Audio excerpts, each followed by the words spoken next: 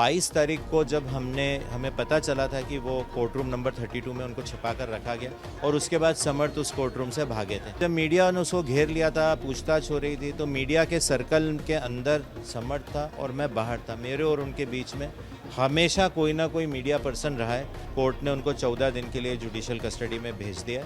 लगभग सभी चैनल्स में, पूरे देश में, पूरे मध्य प्रदेश में लाइव उसकी रिकॉर्डिंग चली है। ट्रिशा शर्मा डेथ केस में ट्रिशा की सास गिरिवाला सिंह और पति समर्थ सिंह को अब 14 दिन की न्यायिक हिरासत में भेज दिया गया है। इस वक्त हमारे साथ ट्रिशा के वकील हैं अनुराग श्रीवास्तव जी, उन्हीं से बात करेंगे। सर, आज क्या कुछ हुआ कोर्ट में और न्यायिक हिरासत में भेज दिया गया, लेकिन आज ये कहा गया कि गिरिवाला सिंह खुद कई सारी अपनी पैरवी करते हुए नजर आए। उन्होंने ये भी कहा कि उनके बेटे को जबलपुर में धक्का दिया गया था। ये आरोप भी उनकी तरफ से लगाए गए हैं। देखिए, पहले तो यह है कि आज 2 बजे तक की उनकी सीबीआई कस्टडी थी, उसके पहले उनको पेश किया गया। सीबीआई ने ये एप्लीकेशन मूव करी है कि अभी उनको बहुत लोगों को इंट्रोगेट करना है, बहुत से विटनेसेस के उनको स्टेटमेंट रिकॉर्ड करना है और जितना उन्होंने इक्विपमेंट्स और डिजिटल डेटा सीज किया उसको उन्होंने फोरेंसिक के लिए भेजा। उसकी एनालिसिस रिपोर्ट अभी आनी बाकी है, सेकंड पीएम भी आनी बाकी। तो उनका कहना है ये सब इन्वेस्टिगेशन जब आगे बढ़ेगा तो गिरिबाला और समर्थ की फिर से उन्हें पूछताछ के लिए, इंट्रोगेशन के लिए और कॉन्ट्राडिक्शंस के लिए ज़रूरत पड़ सकती है, तो वो फिर एक एप्लीकेशन मूव करेंगे सीबीआई कस्टडी में लेने के लिए।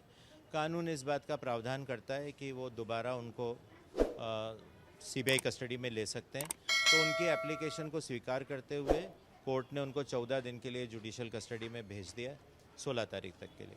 जहाँ तक उनका मेरे अगेंस्ट एलिगेशन लगाने का सवाल है, तो देखिए 22 तारीख को जब हमें पता चला था कि वो कोर्ट रूम नंबर 32 में उनको छिपा कर रखा गया, मैंने दरवाज़ा खुलवाया था, मैं अंदर गया था, मैंने बाबुओं से पूछा था। बाबू ने मुझे बताया कि साहब तो पहले ही जा चुके हैं। मैंने पूछा ये किस हैसियत से यहाँ बिठा के रखे गए, उनके पास देने के लिए कोई स्पष्ट जवाब नहीं था। पहले उन्होंने बोला हम नहीं जानते। जब मैंने नहीं जानते तो क्यों बिठाया, तो उन्होंने बोला उनने ये भी बोला हमें नहीं मालूम ये कैसे बैठे। और उसके बाद समर्थ उस कोर्ट रूम से भागे थे। तो चूंकि दरवाजे पे मीडिया खड़ा था, मीडिया ने उन्हें घेर लिया था, इसलिए वो भाग नहीं पाए थे।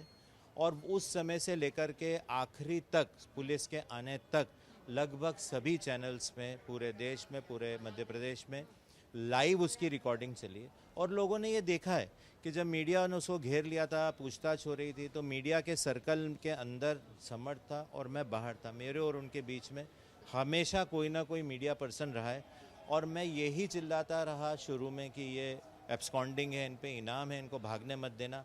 और कुछ ही सेकंड्स में उनके लॉयर्स या जो सपोर्टर्स थे वो आ गए थे और वो ड्रैग करते हुए दूसरे रूम में ले गए थे। रिपोर्ट को लेकर भी कुछ चीज़ें क्लियर हुई कि सौंपी जा चुकी है या फिर वो आप नहीं, लोगों अभी सेकंड पीएम रिपोर्ट अवेटेड है, तो वो देखिए उसमें ऑर्डर है कि वो सीलबंद आएगी। तो वो जब भी वहाँ से, और शायद मुझे ऐसा पता चला है कि एम्स न्यू दिल्ली ने बोला है कि वो एक साथ ही पूरी रिपोर्ट देंगे, क्योंकि लिगेचर बेल्ट उनके पास पहुंचा नहीं था। तो उन्होंने इस बात से मना कर दिया था कि हम प्रिलिमिनरी रिपोर्ट और फिर लिगेचर से जांच करने के बाद रिपोर्ट अलग अलग नहीं देंगे, हम एक साथ ही सारी रिपोर्ट देंगे।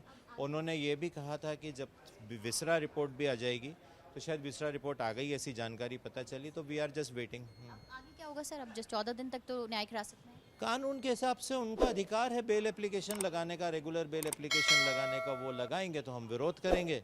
और चूंकि सीबीआई ने भी लिखा है कि आगे और इंट्रोगेशन हो रहा है, उन्होंने और कस्टडी की आवश्यकता पड़ सकती है, तो न्यायालय के सामने अगर बेल एप्लीकेशन आती है तो उस पर हम विरोध करेंगे, देखेंगे जी। हमारे साथ ट्रिशा के वकील हैं अनुराग श्रीवास्तव, जिन्होंने यही कहा है कि अभी न्यायिक हिरासत में भेज दिया गया है, लेकिन अगर बेल लेते हैं या बेल के लिए अपील करते हैं तो ट्रिशा के वकील उसका विरोध करेंगे। कैमरा पर्सन अभिषेक के साथ रंजना दुबे, विस्तार न्यूज़, भोपाल।